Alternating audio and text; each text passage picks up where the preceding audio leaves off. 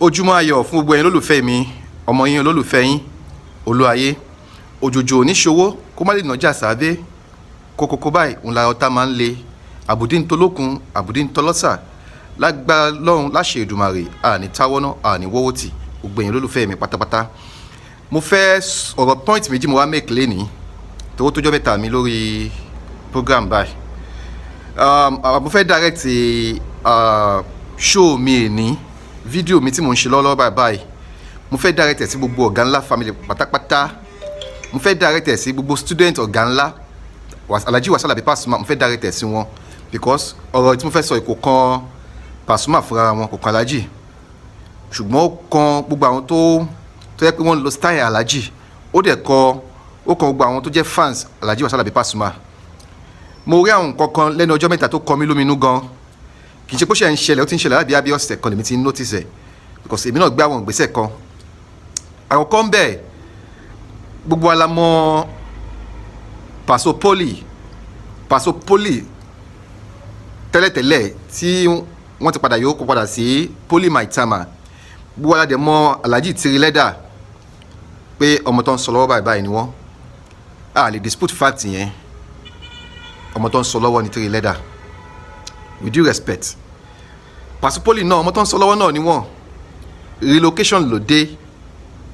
ni àlàyé yẹn fi relocate sí United Kingdom which is London.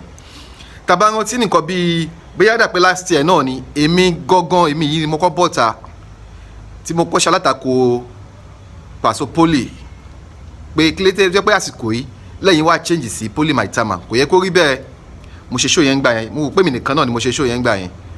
tí mo antagonize máa yẹn pé I know now báwo ṣe pé àsìkò yìí lè máa change sí Poly Maitama, wọn kì í ṣe bẹ́ẹ̀, ó di ìjà. Ṣùgbọ́n as time goes on òye ń yé mi sí, mo wá rí pé oníkàlùkù ń protect interest ẹ̀ ni, and there is nothing wrong in that. Alhaji Tiri Leather náà ń protect interest wọn ni, Paso Poly náà ń protect interest tẹ̀, so ìyẹn ká gbé yẹn sẹ́gbẹ́ kan. Ẹ̀kejì, èmi fúnra mi ni mo post editorial kan, in fact mo bá pàdé nínú Tribune nítorí mi máa ń ka newspaper gan, mo bá kìíní yẹn pàdé nínú Tribune, orí mi wá wí pé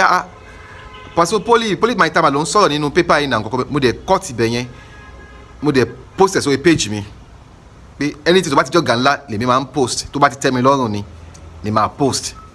I post for all musicians. Mo dẹ̀ pé ẹni yìí dẹ̀ ń ṣe dáadáa náà kọ́kọ́ bẹ́yẹn, jẹ́ kí n fẹ́ ní support mi, mo dẹ̀ post ẹ̀. Unknowingly àwọn bloggers méjì àbí mẹ́ta kan wọ́n wá gbé iṣẹ́ yẹn, wọ́n ṣe fídíò ẹ̀.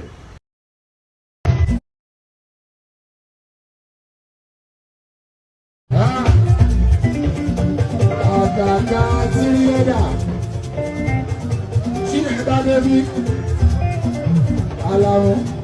àmọ́ríńgà sọ́dọ̀ ọdún sígbà ṣe ìrántí ìgbọ́lẹ̀ nínú mọ́tò rárá sọ́dọ̀ kọrin ẹ̀.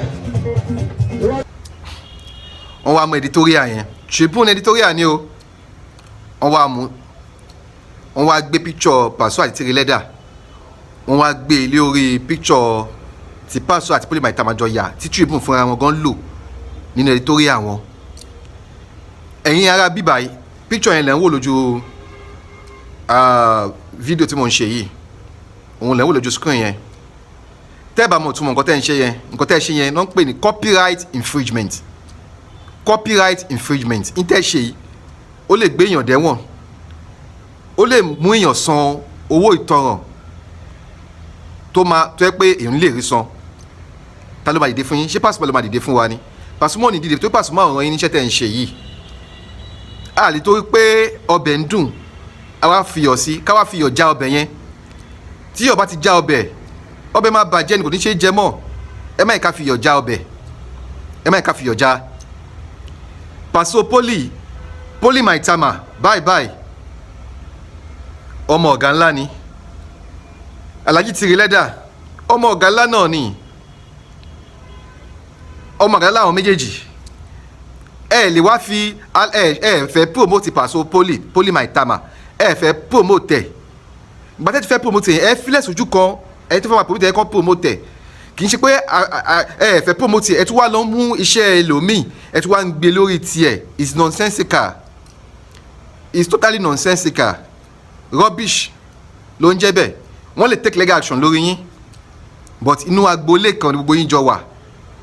torí tèmi bá sọ̀rọ̀ mi rò pé ẹnìkan lè bọ̀tà kó wá sọ inú agboolé kan ni gbogbo yín jọ wà Pasuma ló bí ọmọ tó pọ̀ bàbá lè nífẹ̀ẹ́ ọmọ kan jù kan lọ ìyẹn ò mí pé ọmọ tí bàbá yẹn bí tó kù ẹ wà kó àwọn ọmọ tó kù yẹn pé torí bàbá yín ò nífẹ̀ẹ́ yín kí wàá lọ kó wọn dà sókun àbí kó wọn dà sọ́sà no it's not done like that Pasupoli náà ń ṣe dáadáa nú ayé tí lẹ́dà náà ń ṣe dáadáa nú ayé ibi tọ́jọ́ wà ló yàtọ̀ ọ̀tọ̀ lẹ́yìn táyé currency ọmọ tí Pasuma tún náà west òkè Ìbàdàn àti 2012 tó ń lóhun Paso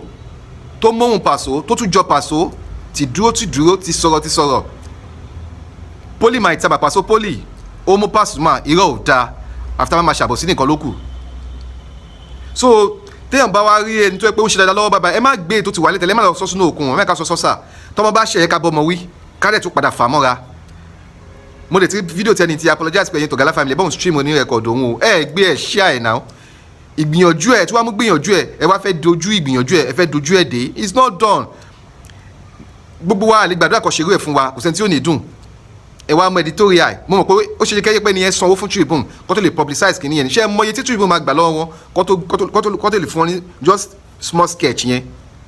copyright infringement ni you can be sued for that and mo fẹ́ fún yín ní opportunity kẹ́ lọ apologize sí Poli Maitama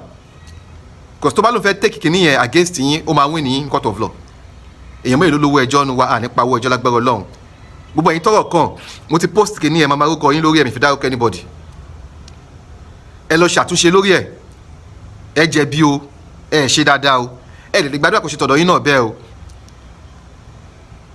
mo wá ẹ̀kẹta tí mò ń lọ ni pé ṣé ìjà ṣó wà láàrin Poli Maitama àti Alhaji Tirileda ni ṣé ìjà wà láàrin wọn ni èmi rò pé ìjà wà láàrin wọn o Tirileda ò kọrin rí kó kọrin gbá Poli Maitama Paso Poli ò kọrin rí kó forin gbá Tirileda wí oníkàlùkù jọ ń ṣe tiẹ̀ lọ́tọ̀ọ̀tọ̀ ni ìkọ́ wà London ìkọ́ wà Nàìjíríà wọ́n jọ ń gbélé ayé ṣe nǹkan dáadáa ẹ má yẹ ká da àárín wọn ẹ má yẹ ká ba nǹkan jẹ́ ẹ̀yin lè fẹ́ máa instigate kan sí kan sìn because wà á tẹ́ wù yẹn tí Poli Maitama bá gba Mike lọ́dọ̀ bá bẹ̀rẹ̀ sí ní sọ̀rọ̀ Tirileda ẹ̀yin lẹ kọ́ọ̀sì ẹ̀ ẹ̀yin ni ẹ yẹ ká fọpọlọ ṣiṣẹ́ tá à ń ṣe ẹ má yẹ ká ṣiṣẹ́ ká jẹ̀bi ìdí iṣẹ́ yẹn tó bá ti ní content tó fẹ́ post relax think use your senses kó wo nǹkan content tó lè ṣe tó máa make sense ìṣòro ká kọ́ mọ ìṣọ̀pá and post yìí níṣẹ́jú everyday àwọn nǹkan tí ò make sense àwọn nǹkan tí ò yẹ ká máa sọ kò yẹ kó rí bẹ́ẹ̀ o ẹ yẹ ká níbẹ̀ ìrọ̀lú gbogbo tá a bá ń ṣe Alhaji Tirileda èèyàn mi ní bí mo súnmọ́ wọn pẹ́kípẹ́kí mo súnmọ́ Tirileda ju Paso Poli Maitama gan lọ bó ṣe jẹ́ nìyẹn ọ̀rọ̀ mi ò tí ì yí padà ẹ jẹ́ ká ṣe dáadáa ẹ má ìka bàtà nìkan jẹ́ fẹ́ nìkan n tá a lè gbà ẹ má fi lọ ẹlòmíì ẹ ṣé Olúwayé ọmọ yín náà ni olólùfẹ́ yín I love you all stay blessed we'll see some other time bye bye.